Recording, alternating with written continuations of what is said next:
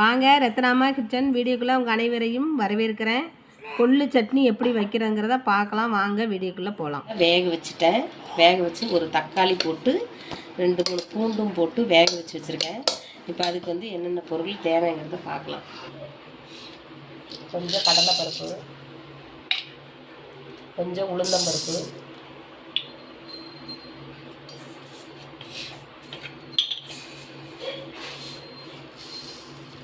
கடுகு போடலாம், கொஞ்சோண்டு கடுகு. இதெல்லாம் பொன்னிறமாக வறுத்துக்கலாம்.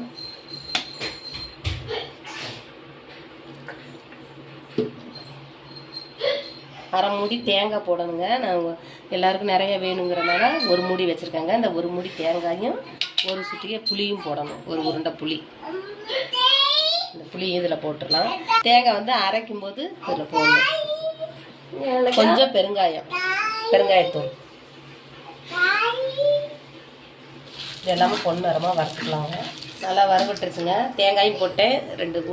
4 வெங்காயம் போட்டுக்கோ, சின்ன வெங்காயம். இதையும் போட்டு ஸ்டவ்வை ஆஃப் பண்ணிடலாம். இப்போ பாருங்க, இந்த கொள்ளை காமி,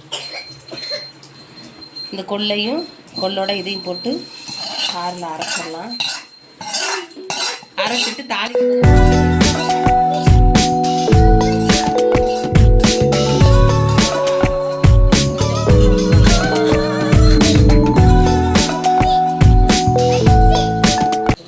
தேங்காய் ஊற்றி வச்சு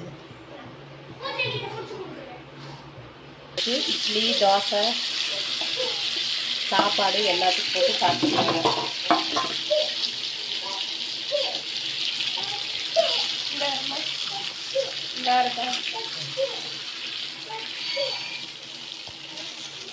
கொள்ளு சட்னி ரெடி ஆயிடுச்சுங்க. இட்லி, தோசை, சப்பாத்தி, சாப்பாடு எல்லாத்துக்குமே சாப்பிட்டுக்கலாம். நீங்களும் இதே மாதிரி செஞ்சு பாருங்கள். செஞ்சு பார்த்து நல்லா டேஸ்ட்டாக இருந்தால் லைக் பண்ணுங்கள், ஷேர் பண்ணுங்கள், கமெண்ட் பண்ணுங்கள். பெல் பட்டனை கிளிக் பண்ணிடுங்க. ஃப்ரெண்ட்ஸுக்கெல்லாம் ஷேர் பண்ணுங்கள். அடுத்த வீடியோ பார்க்கலாம்.